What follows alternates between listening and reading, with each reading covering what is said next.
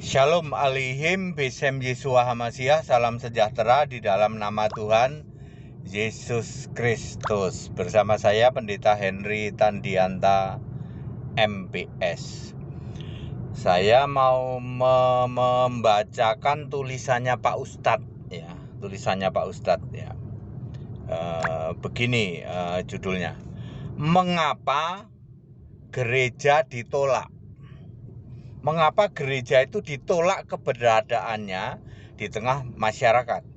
Bisa berupa pengerusakan gedung gereja, bisa berupa pembubaran ibadah, bisa berupa penyegelan, ya, atau penyegelan aktivitas, ya, gereja itu di tengah masyarakat. Kenapa ya, Pak? Emang salahnya orang Kristen itu apa? Ya, beribadah, bikin gereja kok dihalang-halangi gitu loh, Pak. Ya. Ini saya membaca tulisannya Pak Ustadz loh. Pak Ustadz ini tentu saja mantan Ustadz. Mantan Ustadz yang sudah saya baptis, ya. Beliau adalah anggota legislatif, ya, pengusaha nasional juga. Jadi dia tidak mau diekspos, ya. Itu sudah tahulah, semuanya sudah tahu, ya. Jadi apa alasannya, Pak? Kenapa gereja itu ditolak di tengah masyarakat? Pertama, ya, mereka itu tahu loh kalau tidak ada perintah untuk mendirikan gedung gereja. Tidak pernah ada di Alkitab ada perintah mendirikan gedung gereja. Tidak pernah ada. Ya.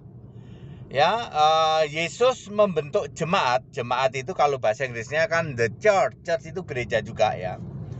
Di atas batu karang ini, Petrus, engkau adalah batu karang. Petrus namamu. Di atas batu karang ini aku dirikan jemaatku. Maksudnya, Petrus, kamu aku kasih nama Petrus, batu karang. Di atas batu karang ini maksudnya Petrus, kamu yang jadi kepala, ya.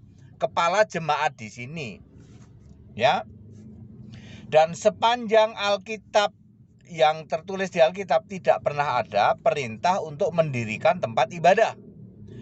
Kalau kita membaca Kisah pasal 2 ayat, mungkin Kisah pasal 1, ya. Kisah pasal 1 ayat 13 kalau tidak salah, ya. Kisah pasal 1 ayat 13, mereka menumpang di rumah tumpangan. Ibadah mereka itu di tempat-tempat mereka menumpang, ya. Artinya kalau zaman sekarang tempat sewaan. Jadi tidak ada Alkitab perintah untuk mendirikan gereja. Ya, mereka tahu loh, nggak ada perintah mendirikan gereja. Yang pertama itu. Yang kedua, ini ya, mereka itu melihat ini orang ini di gereja ini kenapa penyembah patung, ya, termasuk patung Yesus. Bagi mereka, wah, nggak boleh ini, patung itu kan berhala.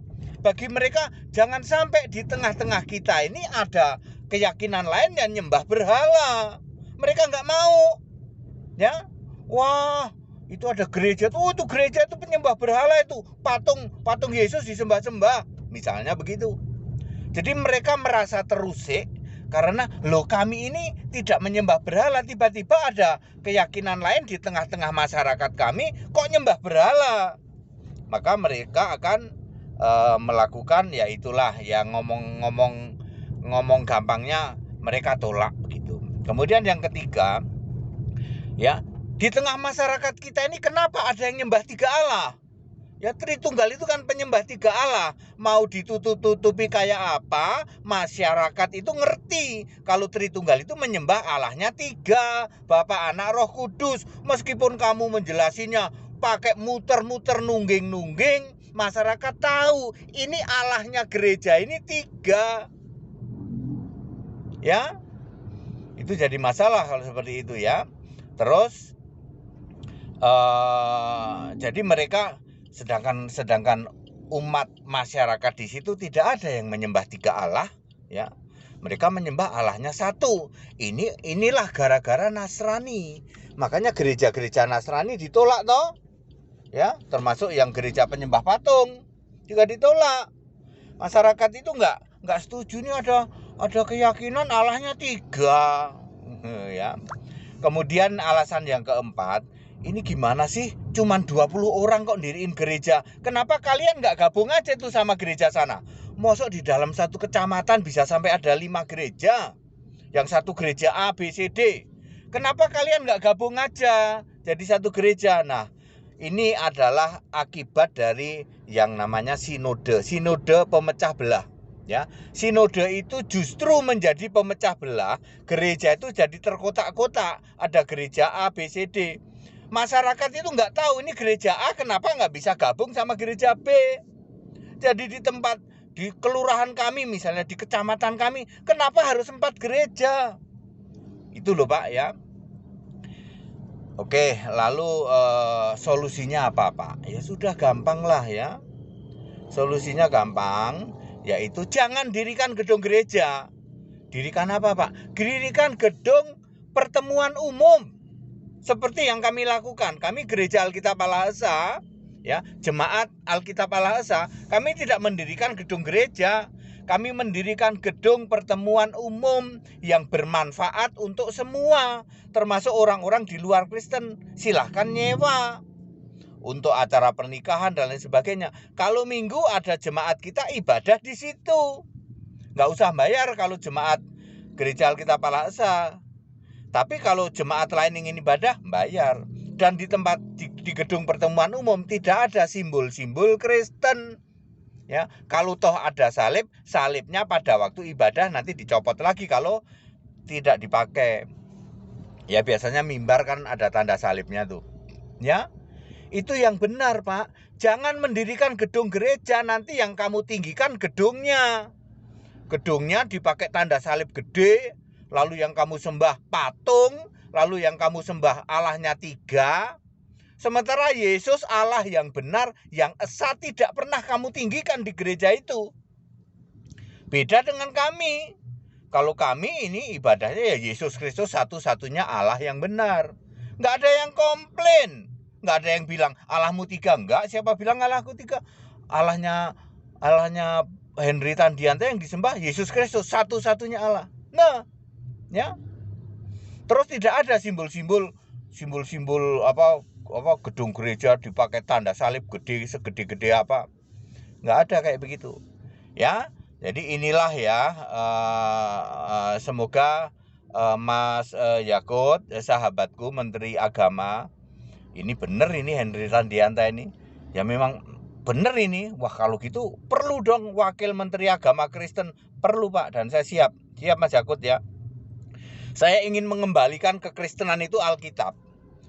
Pak Yakut, Menteri Agama, kalau Kristen kembali ke Alkitab, tidak ada gedung gereja. Yang ada gedung pertemuan umum, tidak ada simbol-simbol.